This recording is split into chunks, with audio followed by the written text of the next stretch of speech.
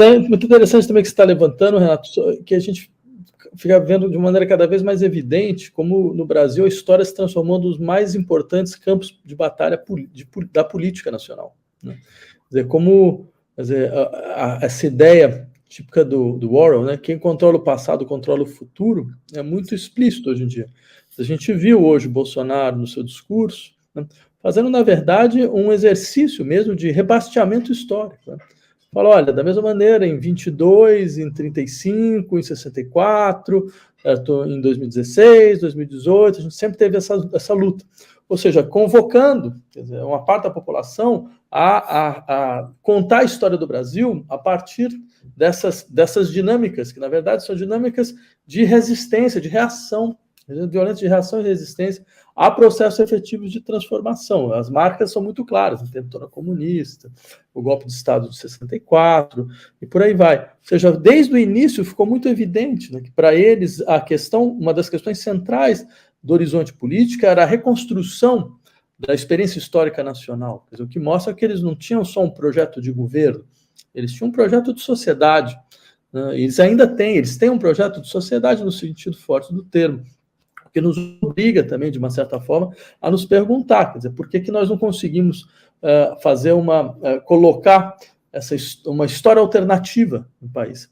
Se eles conseguiram, eles transformaram o 7 de setembro na data, né, da enunciação desse patriotismo que você levantou muito bem, que na verdade é simplesmente outro nome para a reiteração da violência, do apagamento e do desaparecimento do Brasil. Quer dizer, essa insistência, em última instância, de que a história ser contada, o heroísmo da história ser contada, é proporcional exatamente à história não ser contada, né, a história ser ignorada, né, a história ser eliminada, a história de você tem uma noção de desenvolvimento, de progresso, que era, antes de mais nada, primeiro, uma espécie de destruição efetiva das pessoas e das sociedades que aqui existiam, né, um apagamento simbólico, econômico, de todas as formas possíveis, e a constituição de uma espécie de Estado, que é um Estado que vai lembrar a essa população, aqueles que estão marcados por esse selo, por essa marca, né? Ele vai lembrar essa população que, afinal de contas, da mesma maneira como o seu passado é apagado, né, é objeto de desaparecimento, eles também podem ser objeto de desaparecimento a qualquer momento, né? Quer dizer, sem que a sociedade pare minimamente nisso, né? Eu lembro dessa coisa muito interessante que vem do texto do Mbembe, que é a ideia de que, bem, o sistema escravocrata ele define uma distinção ontológica entre as pessoas. Aquelas que vão ser reconhecidas como pessoas e aquelas que caem em condição de coisa, né? E isso fica muito evidente como a sociedade se organiza dessa forma, ela reitera essa divisão, né? E aí eu acho que talvez isso também nos sirva para nos perguntar, em última instância, bem, então o que fazer, quer dizer, que tipo de ação política concreta e efetiva é possível, nesse sentido que não seja simplesmente um ajuste aqui, que não seja aquele modelo sul-africano de que você cria uma classe média negra, né, e pronto. E aí você acha que, em última instância, a sociedade ela tá mais pacificada no seu interior, sendo que você vê, muito pelo contrário, você tem processos sociais de explosão, de descontentamento a todo momento, né? Eu gostei. Você trouxe uma coisa importante que, para mim, acho que muito importante essa tua fala sobre a escravização, a escravidão, esse modelo escravocrata produzir uma visão ontológica, né, entre coisas e pessoas. O que é interessante a gente pensar em algumas tradições culturais africanas, em algumas tradições culturais dos povos indígenas. Vou falar de 2 ou 3 aqui, os Guaranis, os Krenak, por exemplo, na África, os Zulus, os Yorubás, por exemplo, que eu tenho lido, estudado. Não há essa visão ontológica. Interessante. O Mogobe Ramose, ele fala em polidiálogo, porque ele diz que algumas culturas são capazes de conversar com outros viventes. Isso está em Dalton Krenak, intelectual do ano, foi intelectual do ano alguns anos atrás, porque ele diz, a gente não entende o rio como recurso. O rio é uma pessoa. Isso não é uma viagem, uma fantasia mobilizada por devaneios, não. É porque está entendendo que a gente precisa conversar com os rios para compreender que o fluxo deles não pode ser mudado pela nossa vontade, Porque a própria natureza, o próprio ecossistema tem uma forma de funcionamento, que se a gente intervir nessa forma de funcionamento, isso vai impactar todo mundo, todo o ecossistema. Então tem uma compreensão que está para fora de qualquer romantismo, né? Não tem a ver com romantismo, tem a ver com o seguinte, tem ali uma outra compreensão ontológica, né? Uma compreensão que os outros seres também têm direito à vida. Os outros seres não podem ser colonizados. Então, quando um Yorubá diz que a cachoeira é Oxum, que um rio é Iemanjá, é que ele entende que tem desejo e tem vontade envolvida naquele rio, naquela cachoeira. Iara se chama um rio. Isso quer dizer que a gente tem que compreender o fluxo, não pode modificá-lo. A gente cria uma cidade, cria São Paulo, muda o fluxo do Rio Tietê. Tem impacto. Então a gente tem que compreender que a gente vai ter que pensar, e aí não é um ecocapitalismo que está em jogo, não é isso? Mas é pensar o seguinte: a gente tem que pensar radicalmente a forma de não comprometer o ecossistema. E se numa ontologia escravagista a gente dividia entre os humanos, alguns eram humanos, outros não eram humanos, a gente vai ampliar o caráter de pessoa. Em algumas sociedades, todos eram pessoas. Isso faz muita diferença. Isso cria uma possibilidade de xenofilia que criaria um ambiente mais para hospitalidade do que para hostilidade, a grosso modo. Esses dois conceitos, né, hospitalidade e hostilidade, é aquilo, né? Hernán Cortés foi recebido por Montezuma. Imagina se o general do Montezuma seria recebido pela coroa espanhola. E o tiro fácil, chegou, tomava um tiro. Não seria recebido. Então, tem algo ali que não é uma ingenuidade, mas é uma capacidade de tentar ouvir o estrangeiro para compreender como nós podemos compartilhar as nossas soluções. Talvez aí tenha um modelo de ação possível que não é só ajuste. Eu acho que a radicalização é como a gente pensaria hoje em transformar as cidades em aldeias e compreender como o modelo quilombola, como o modelo quilombista, que Beatriz Nascimento fala, que Abdias Nascimento fala, que eles estão dizendo ali, retomando o Zumbi dos Palmares, Dandara dos Palmares, para dizer o seguinte: ó, tem um modelo que a gente compartilha a terra, a gente compartilha o espaço público. O espaço público realmente é público. Então, se a gente talvez fazer um casamento do diagnóstico marxista, do diagnóstico das lutas de classes, mas trazer para esse debate as tecnologias culturais, algumas outras epistemologias, né, de povos indígenas, de tradições africanas, do terreiro, a terra é compartilhada. Isso é radicalmente, isso é fundamental, compartilhar a terra. Ou seja, a gente tem direito ao território, ao espaço. Esse espaço aqui também é nosso, é de todos que habitam. Numa aldeia não teria sentido uma pessoa sem uma rede para dormir. Vai numa aldeia Guarani, todo mundo tem rede para dormir. Vai num quilombo, as pessoas casam, têm filho, arrumam um espaço, faz a casa, para todo mundo ter uma casa ali. Tem que ter uma casa. Então, essa dinâmica, ela precisa talvez ser absorvida para a gente poder radicalizar. Eu lembro de um texto do antropólogo, né, brasileiro, foi um texto que ele fez na época de 2013, Vieira de Castro, fez um texto, foi numa crítica ao modelo desenvolvimentista, que eu acho num aspecto importantíssimo, tem vários aspectos, mas um aspecto muito importante, que é compreender que tem algo a ser aprendido com esses povos e populações, fundamental, que é a maneira como a gente pode mobilizar os nossos interesses e compreender o caráter público da vida, da sociedade, caráter público da vida.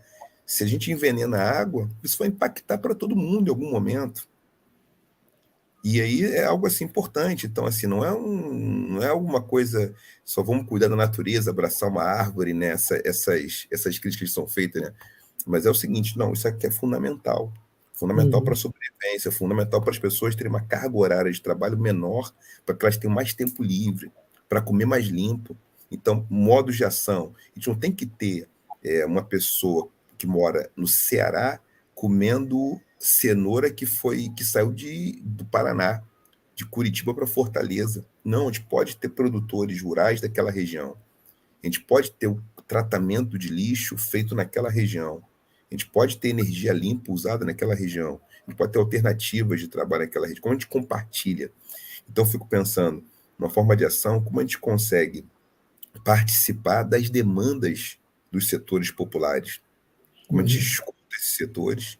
participa desse processo, como é que esses setores se articulam, se mobilizam, e essas mobilizações podem ressoar com os partidos políticos, não tem jeito, política.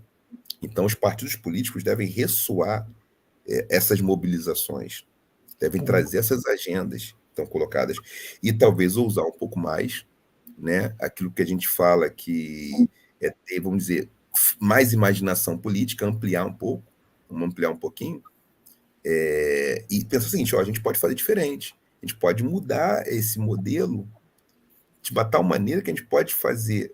Eu fico pensando aqui, gostaria muito de ter um programa em que a gente pensasse como é que a cidade pode funcionar como uma aldeia.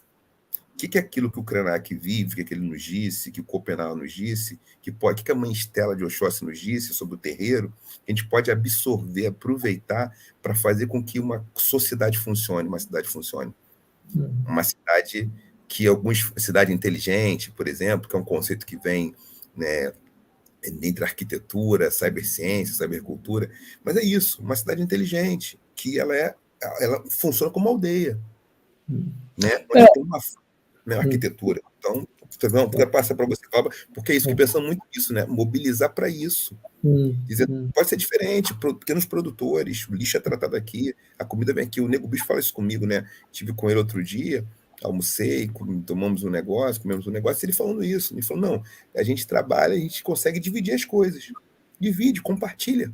Cara, olha que detalhe, ninguém passa fome. Não tem fome nesse espaço. Todo mundo tem comida, tem acesso à comida. Você levantou uma coisa também no começo da tua fala, que acho muito importante, que é essa ideia de que uma sociedade realmente emancipada não é uma sociedade só onde os sujeitos são emancipados, mas as coisas também são emancipadas. Elas saem dessa situação de uma divisão entre pessoas e coisas, para que elas possam entrar dentro de um espaço público mesmo, quer dizer, no qual elas também fazem parte como... Quer dizer, os equatorianos inventaram essa ideia da natureza como sujeito na sua Constituição. Sim.